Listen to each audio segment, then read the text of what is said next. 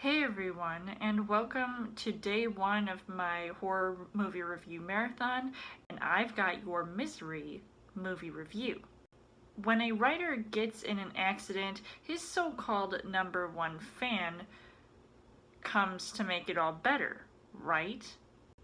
So as far as the story goes, Rob Reiner directs this thriller, which also contains some horror elements that connects a woman who holds a successful writer hostage trying to fulfill this sick and twisted fantasy.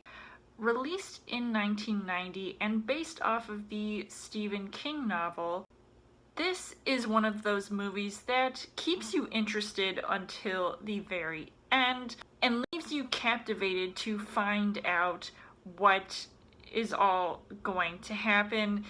Now, I had actually never seen this movie before, and I heard a lot of interesting things about it, and obviously it's got some pretty decent actors in it, which also is another reason for me to see this movie. So as far as the casting goes, you've got James Caan, who plays the writer who gets in an accident. You know, I think he was really good in this role, and especially on a thriller aspect, I think he can pull that sort of character off very well, and also being put in all kinds of situations. I mean, he definitely was given a lot to do in this movie, but obviously the main reason to want to see this movie is for Kathy Bates, who actually won an Academy Award for her role as Annie Wilkes. And obviously I had been enjoying her as an actress over the years, and before I saw this movie, obviously I had seen her take another similar turn in the horror genre with American Horror Story, that TV show on FX, and I really enjoyed her there, and I also very much enjoyed her in this movie, especially with some scenes that really made me question her acting, but in a good way, because she just had this smile on her face, but then one minute and then the next she turns on you, so all hell breaks loose. So the things that I liked about this movie was, right off the bat, it was very fast-paced, and especially with some of the action going on, because the moment that there's the car crash scene all the way until the guy's being held hostage, and this scene is basically, the setting is basically in this one location, except for some minor location changes elsewhere having to do with some of the minor characters in this movie that, you know, quite frankly, didn't really get enough screen time and made me not really care too much about them in the end.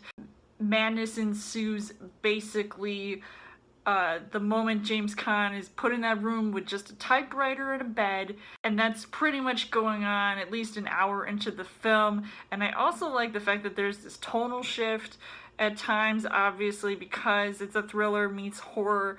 You have that perfect balance of those two genres, and especially when the environment drastically changes from it being completely normal and then all of a sudden, boom, thunderstorm and crack of lightning. It's just absolutely crazy. And obviously you have to talk about the ending, but I won't really spoil it, but it definitely has some things in it that are just really crazy from what I had seen in a movie like this. Can we call for some poetic justice here?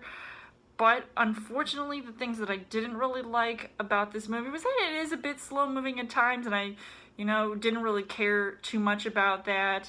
And like I said, some of the other characters were very useless in the movie, so it was kind of laughable at times to watch that all go down. So overall, I would say that Misery was still a pretty good film for what it was, and especially at the time when it came out.